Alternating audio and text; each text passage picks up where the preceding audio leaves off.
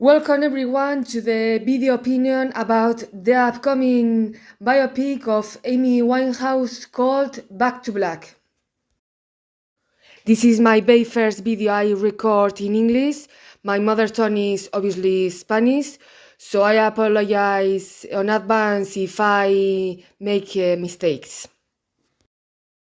If you feel weird the way I speak, is because I'm opening my mouth.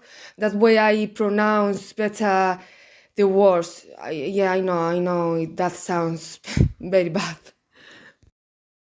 Once making the introductions, let's go back to Black. Let's go back to Amy Winehouse. Yesterday I was gossiping a little bit too much on Instagram, and I have a look into the Instagram account called Just Jared or Just Jared. I don't know how to say it properly.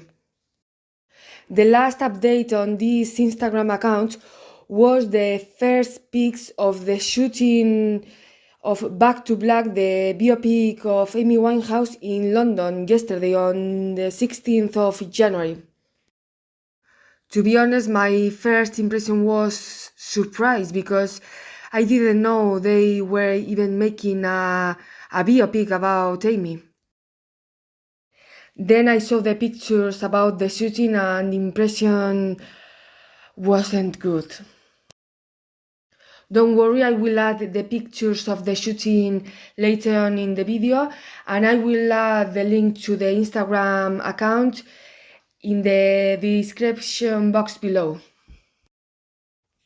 Like I've said before, the actress who is playing Amy is called Marisabella. You can see her in the series Industry by HBO and in the series Cobra by Sky One. I guess probably you are an Amy Winehouse fan, but it's important to explain who was or who is Amy Winehouse. Amy Winehouse was an English singer and songwriter born in 1983 in London. Some of the uncles and aunties of Amy were musicians, especially jazz musicians. And of course, Amy's parents raised Amy and her brother into music, most of them all jazz music. Winehouse had a great bond and relationship with her granny Cynthia.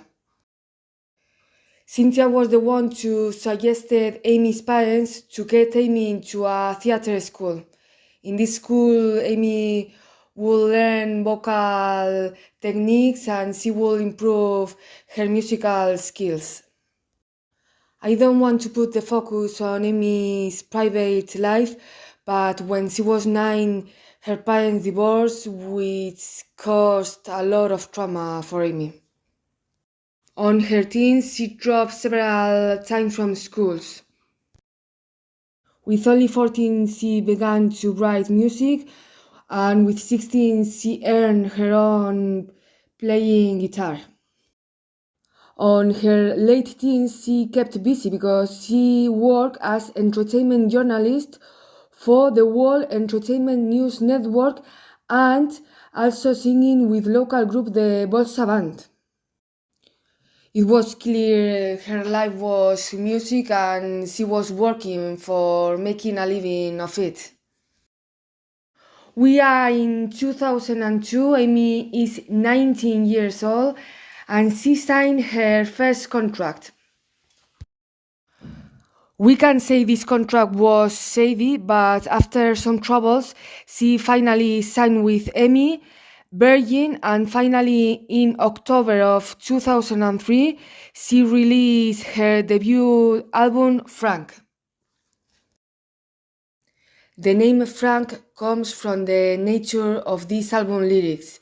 Amy was a very, very honest person, and from Frank Sinatra, one of the Winehouse idols. I highly recommend the album if you like jazz, soul, rhythm and blues. Amy co-wrote all the songs of this album. My favorite song is You Should Be Stronger Than Me. Stronger Than Me. This song won the Ivor Novello Award for Best Contemporary Song, by the way.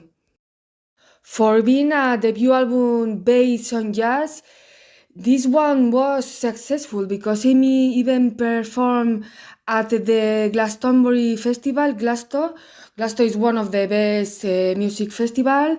She also performed in Jazz World, the Virgin Festival, and the Montreal International Jazz Festival. So little by little, Amy was getting into the music spotlight. But with the sudden success, sadly, it comes the criticism, even the destructive critics. Amy, obviously, she was a beautiful girl, but you can see in this Frank era how healthy she looked. In the early 2000s, the trendy body type for women was the very, very thin and skinny type. This comes from the 90s. The body type that was trendy in the 90s was the heroin chic. I can make a video about this, but it was totally terrible. You can see me look so good, but she was called fat in the early 2000s. This obviously affected so much to Amy because she struggled with an eating D since she was 14. You can see clearly the difference on her body in her next album, Back to Black. To summarize Back to Black era, she released the album in 2006 and it was totally a huge success. Everything in this album marked a before and after in music industry. Well, Mark Ronson was one of the producers, by the way. The quality of the songs, the productions, the aesthetic, the characteristic beehive, the 50s and 60s makeup and clothes, everything from this album was different from everything else. During these years, for example, on Halloween, in a bad and in a good way, the girls wear costumes as Amy Winehouse. If I recall well, even Karl Lagerfeld from Christian Dior, he made a collection based on Amy Winehouse aesthetic. Like I've said before, fame comes along with a long list of bad things, and one of the bad things is harassment from the media mass and from the paparazzis. Do you remember when Britney was literally harassed by the paparazzis? So it was the same for Amy, but in London, UK. Every week during 2005, 6 and 7, practically every week or every 2 weeks, Amy was on the gossip newspapers, on the gossip magazines, always. Think during this era, Amy was married to Blake. I don't wanna speak even about that man because it was a disgrace for Amy's life. And Amy was struggling with substances. Of course, if you add to the equation successful singer plus troubled marriage plus substance abuse equals goldmine for the media mass.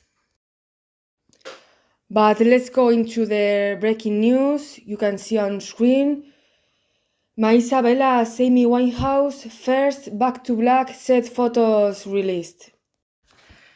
I read all the comments on Just Jared. I'm sorry, the G sound is so difficult for me. Like I was saying, I read all the comments on this post and the people were agreeing it feels like a mockey to Amy.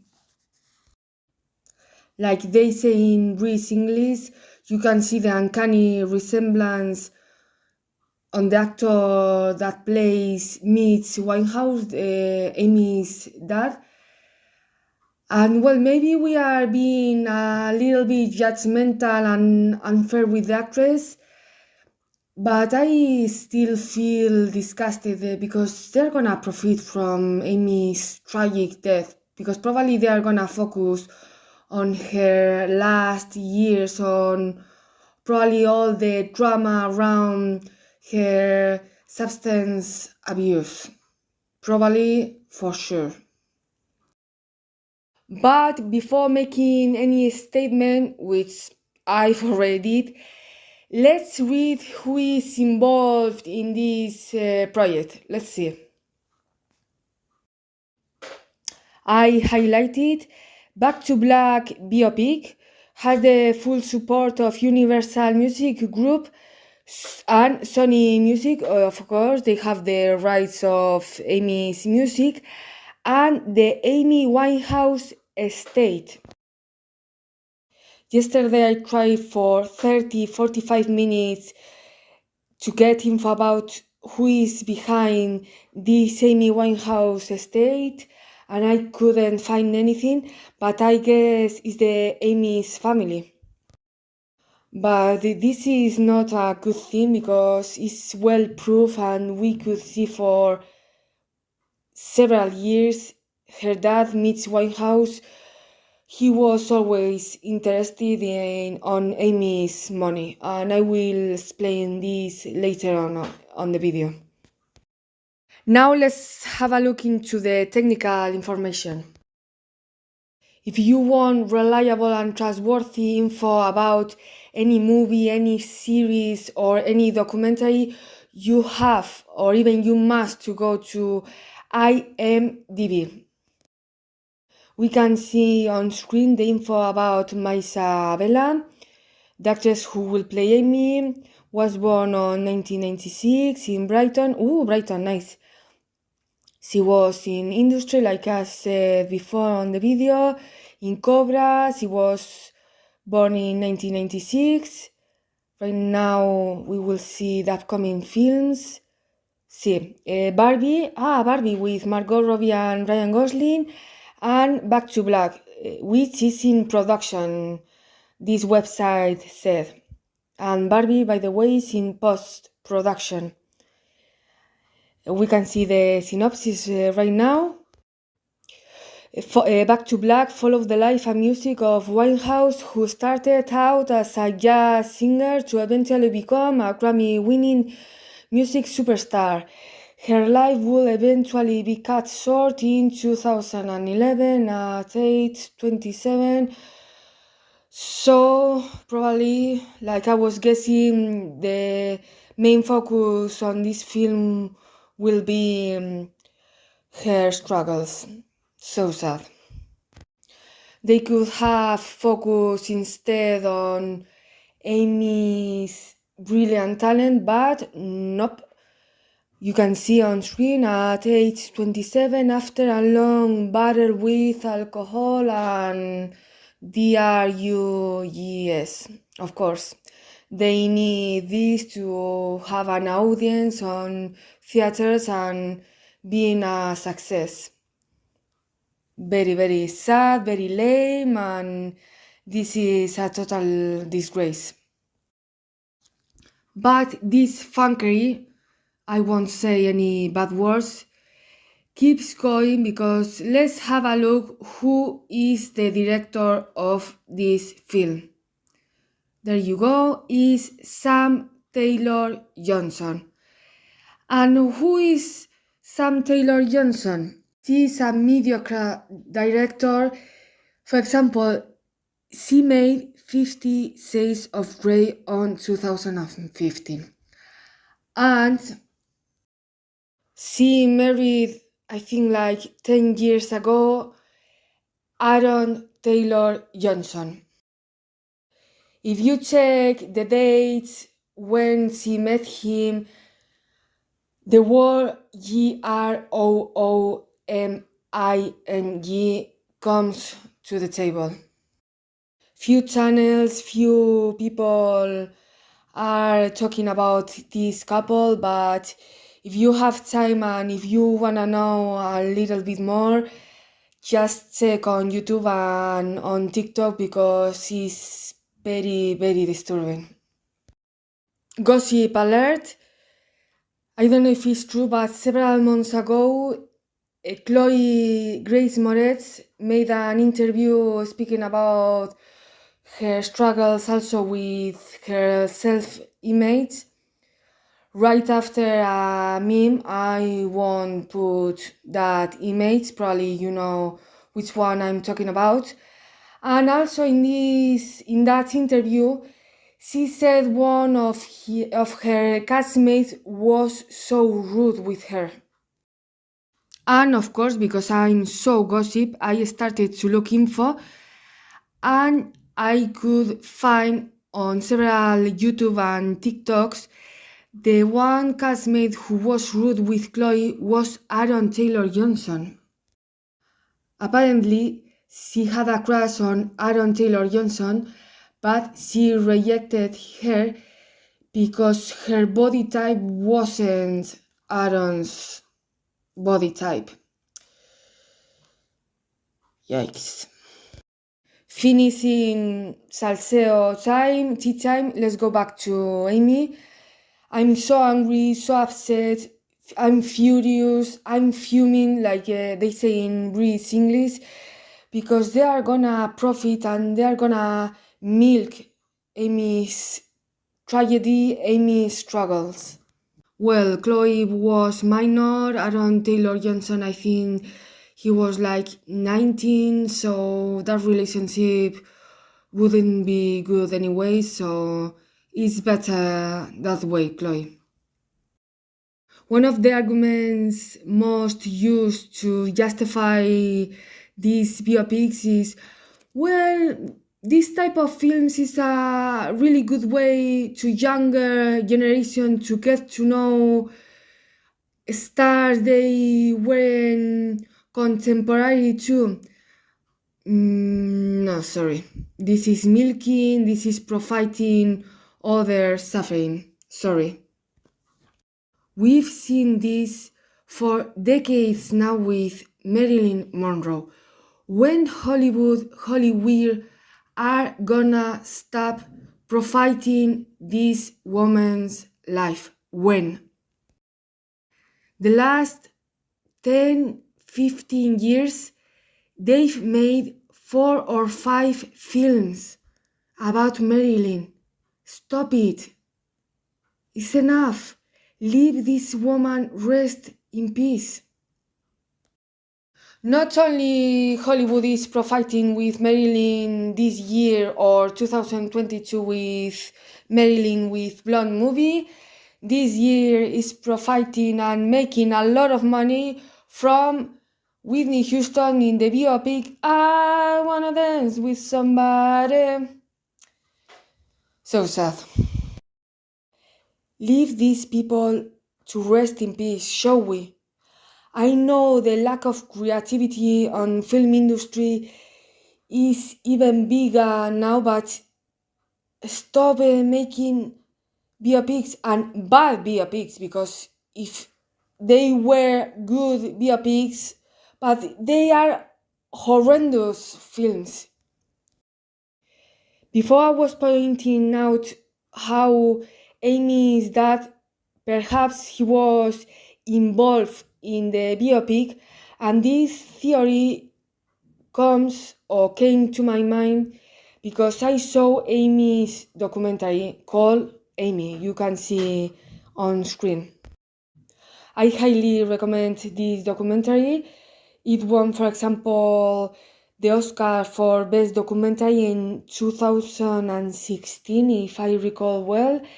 And for me, it was a surprise because in one of the clips, you clearly can see how uncomfy Amy was on vacation. I explain. On 2009, Amy spent a lot of time on the Caribbean island called Saint Lucia. She was so happy there, so calm, and one of her dreams was to rent a house there.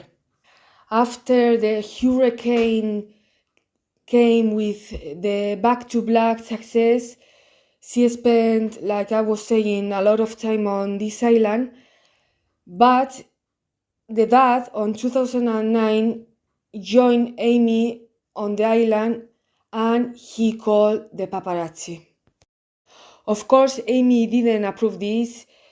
She thought she was gonna spend some time with her dad in this paradise, but on this documentary on Amy, you can see a clip of this vacation. You can see on the clip how uncomfy Amy was, and she said something like, "Well, my dad only cares all about my money." I think she realized this a little bit late, sadly. The dad only has care only about her money, not her health, not her struggles, and of course probably he's behind the biopic project. The only one who could have been a great choice for portraying Amy, it would have been Lady Gaga, because they look alike. Even the eyes color are practically the same. I would have loved to hear Lady Gaga covering Amy's songs, but it's impossible because Lady Gaga right now is 36. But well, maybe in the future, who knows? The only problem about Gaga portraying Amy, it would have been the accent.